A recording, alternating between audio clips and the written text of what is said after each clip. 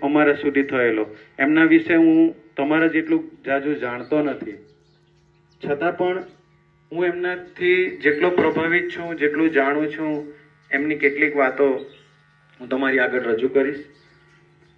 ખરેખર કહેવાય કે જે બગડેલા કેસને સુધારે ને તેને વકીલ કહેવાય, જે બગડેલા કેસ સુધારે તે વકીલ કહેવાય, પણ જે કેસને બગડવા જ ન દે ને તેને વડીલ કહેવાય.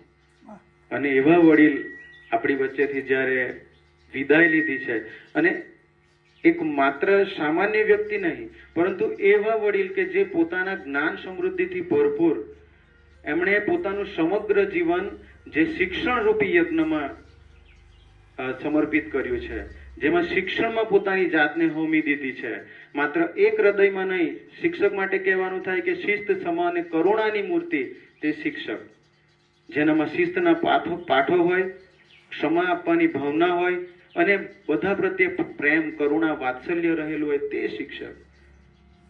અને મુંબઈ જેવા વિસ્તારમાં લાખો બાળકોના હૃદય ઉપર સંચાલન ચલાવનાર, લાખો બાળકોના હૃદયમાં સ્થાન જમાવનાર એવા શિક્ષક એટલે છોટુ બાપા, જેઓ પોતે હિન્દીના વ્યાખ્યાતા, શિક્ષક અને આપણી જે દેવનાગરી લિપિ હિન્દી એને સમૃદ્ધિ આપનાર, એમને માત્ર એ હિન્દીની સમૃદ્ધિ માટે માત્ર આપણા દેશમાં જ નહીં પરંતુ પરદેશમાં પણ જેમનું સન્માન થયું હતું, એવા છોટુ બાપા જ્યારે પણ મળ્યા ત્યારે એમની વાતો ખૂટે નહીં.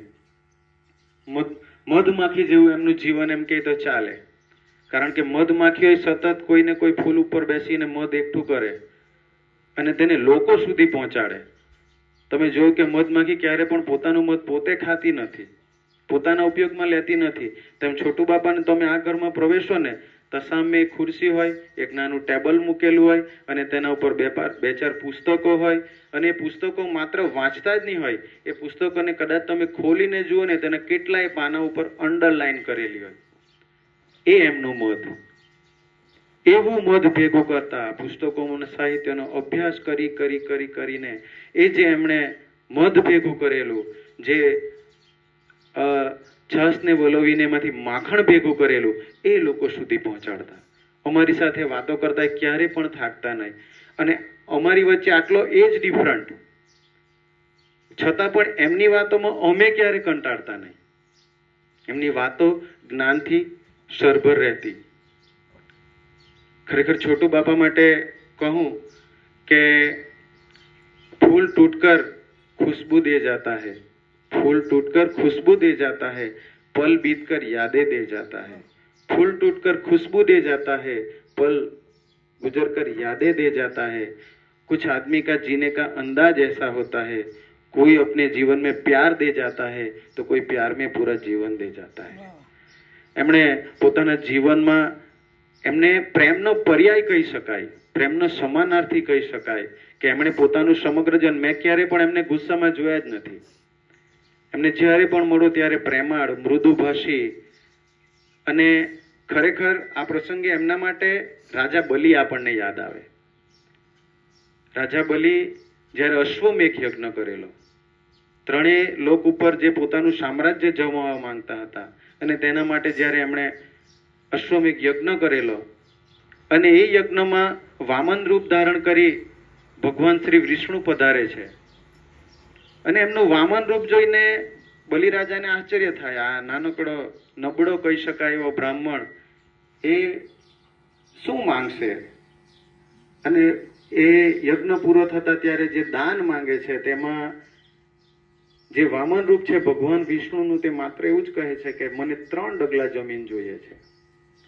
બલિરાજાને વિચાર આવે કે માત્ર આટલા ડગલા જમીન, એનું કદ તો નાનું, નાના પગ, એ 3 ડગલા જમીનમાં કેટલું લેશે? અને તે સમયે જે ભગવાન વિષ્ણુ છે, જે વામન રૂપ ધરાવે છે, વિરાટ રૂપ ધારણ કરે છે, સમગ્ર એમનું વિરાટ રૂપ ધરતા એક ડગલામાં તો એ આખી પૃથ્વીને સમાવી લે છે, બીજા ડગલામાં પાતાળ અને આકાશ, બ્રહ્માંડ બધું જ સમાવી લે છે. ત્રીજું ડગલું મૂકવાનું કે કશે કોઈ જગ્યાએ એમનો બાકી રહેતું નથી. ત્યારે ભગવાન કહે છે કે હવે ત્રીજું ડગલું હું ક્યાં મૂકું? મેં 3 ડગલા જમીન માંગેલી, 2 ડગલા મારે પૂરા થઈ ગયા, હવે કશું બાકી રહેતું નથી, હવે ક્યાં કરું? ત્યારે બલિરાજા પોતાનું મસ્તક નીચું કરી દે છે કે તમે ત્રીજું ડગલું મારા માથા ઉપર મૂકો, હું આજથી તમારો દાસ છું. એ છોટુ બાપાને લઈને આ વાર્તા શા માટે યાદ આવે? એમના જેવું જ નાનું એવું કદ, વામન સ્વરૂપ, અને એમની સમૃદ્ધિ ડગલાની સમૃદ્ધિ નહીં, એમના જ્ઞાનની સમૃદ્ધિ. કદાચ આજે આપણે બેઠેલા બધા જ કદાચ પોતાનું માથું નીચે નમાવીને એમના પગને ઉપર લઈએ ને તો પણ એટલા એમના જેટલા જ્ઞાનને પહોંચી શકવા માટે આપણે સક્ષમ નથી. એ આપણા છોટુ બાપા. અને એ છોટુ બાપાએ જ્યારે આપણી વચ્ચેથી ચીર વિદાય લીધી છે, ખરેખર એમને પોતાનું જીવન યજ્ઞ જેમાં જે રીતે પ્રકાશિત કર્યો છે, આપણી વચ્ચે મીઠા સંભારણા મૂકીને ગયા છે. માત્ર તમને લોકોને જ નહીં પણ આ ગામને પણ કેટલીક ભેટ એમણે ધરી છે. ગામની પણ સતત ચિંતા કરતા, દેશની સતત ચિંતા કરતા, આ ગામના લોકોને સરળ, વ્યવસ્થિત, શુદ્ધ, ચોખ્ખું પાણી મળી રહે તે માટે એમણે એમની પત્નીની યાદમાં જલધારાની નિર્માણ કરાવ્યું હતું, જેનો ઘણો ખરો લાભ આ ગ્રામજનોએ લીધો છે. આ ગ્રામજનો પણ હંમેશા એમના ઋણી રહેશે. એમના પાછલા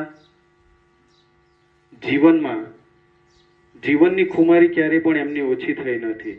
એઓ હંમેશા ખુમારીપૂર્વક, તાકાતપૂર્વક જીવનની કોઈ પણ પરિસ્થિતિમાં ક્યારે પણ ડગ્યા નથી. અને આ નિકેતનભાઈએ એમની ઘણી બધી સેવા કરી છે. એમને પણ આ પ્રસંગે આપણે ખૂબ ખૂબ અભિનંદનને પાત્ર છે તેઓ, કે તેઓએ એમની ઘણી બધી સેવા કરી છે, એમની વહાલ રાખી છે, એમને પોતાના ગણીને અપનાવ્યા છે. હું જ્યારે પણ રોનિત મને મળે એટલે પૂછું, છોટુ બાપા શું કરે? તો કઈ નહીં, લહેરમાં છે, મજામાં છે. આટલી ઉંમરમાં પણ ક્યારે પોતાના ઉપર હતાશા, નિરાશાને તેઓ ક્યારે હાવી થવા દેતા ન હતા. અને આવા છોટુ બાપાએ જ્યારે આપણી વચ્ચેથી વિદાય લીધી છે, આપણી વચ્ચેથી ગયા છે, ખરેખર બ્રહ્મ તત્વમાં તેઓ લીન થઈ ગયા છે, પરમાત્મામાં પરોવાઈ ગયા છે. અને આવું સુમધુર મૃત્યુ જેઓ પામ્યા છે, આટલી વિરાટ સફર કરીને જેઓ ગયા છે, ત્યારે ભગવાન એમને પોતાના ખોળામાં નહીં પરંતુ હૃદયમાં સ્થાન આપે, પોતાને અંતરમાં સમાવી લે અને હંમેશા તેઓ યેન કેન પ્રકારે આપણી વચ્ચે જોડાયેલા રહે, એમની દિવ્ય દ્રષ્ટિ આપણા ઉપર રહે અને હંમેશા આપણી સાથે દિવ્ય તત્વ રૂપે જોડાયેલા રહે, એવી આપણે પ્રભુને ખૂબ ખૂબ ખૂબ પ્રાર્થના કરીએ છીએ. અને ભગવાન એમને ખૂબ શાંતિ આપે, યેન કેન પ્રકાર આપણી સાથે રહે, એવી શ્રદ્ધાંજલિ આપી હું મારી વાતને પૂરું કરું છું. ઓહો.